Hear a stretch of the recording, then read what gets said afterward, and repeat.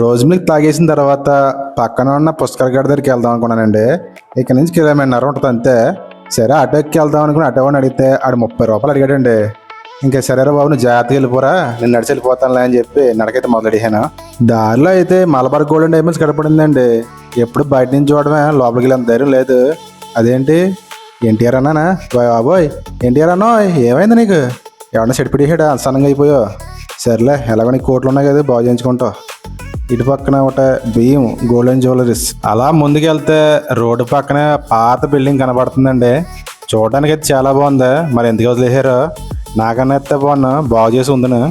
నాకు ఎందుకో కొత్త బిల్డింగ్ కంటే పాత బిల్డింగ్ బాగా ఇష్టం అండి. అంబేద్కర్ తాత పుష్కర్ ఘాట్కి వెళ్ళాలి. ఓ పక్క నుంచి వెళ్ళాలా? Okay thank you bye. ఈయనండి రాజమండ్రిని రాజధానిగా చేసి పరిపాలించిన రాజరాజ నరేంద్రుడు. ఆంధ్ర మహాభారతానికి పునాది వేసిన మహానుభావుడు. కానీ ఈయన కట్టించిన కట్టడాలు మాత్రం పునాది సహా తీసేశారు. అందుకే రాజమండ్రిలో 1000 సంవత్సరాల పూర్వమైన బిల్డింగ్ కోట ఏది ఉండదు. హరహర మహాదేవ శంభో శంకర, నిన్ను నమ్ముకుని యూట్యూబ్ స్టార్ట్ చేశాను. ఇదే పుష్కర్ ఘాట్కి ఎంట్రన్స్. చూడడానికి అయితే చాలా బాగుంది. లోపలికి వెళ్తాం రండి. మన లోపలికి వచ్చిన వెంటనే పెద్ద రావి చెట్టు ఉంటుందండి. రావి చెట్టు చుట్టూ దేవతామూర్తుల విగ్రహాలు ఉంటాయి.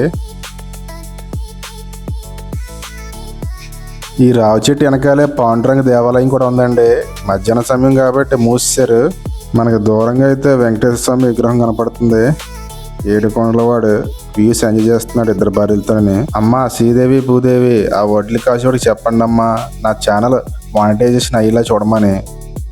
ఇక్కడ పెద్ద నంది విగ్రహాన్ని కూడా ఏర్పాటు చేశారు. అటువైపు చూసుకుంటే చాలా చిన్న చిన్న దేవాలయాలు ఉన్నాయి. శివాలయం గటనే మీరు వెళ్ళి దర్శించుకోవచ్చు.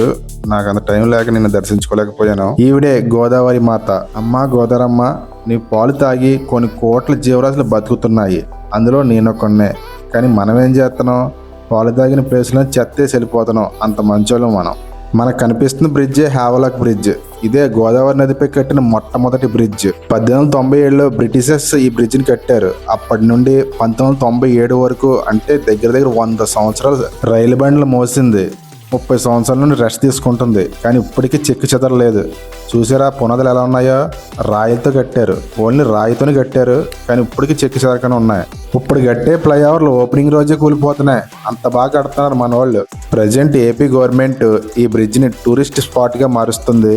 గోదావరి వ్యూ పాయింట్ గా మారుస్తుంది. ఈ బ్రిడ్జ్ రెడీ అయిన తర్వాత మనం అందరూ గోదావరి అందాలని గోదావరి మధ్యలోంచి ఆస్వాదించవచ్చు. సరేనండి, నేను ఈ పుష్కర్ ఘాట్ నుంచి కోట్లింగల ఘాట్ దగ్గరికి వెళ్తున్నాను. అక్కడికి వెళ్తాం మళ్ళీనే.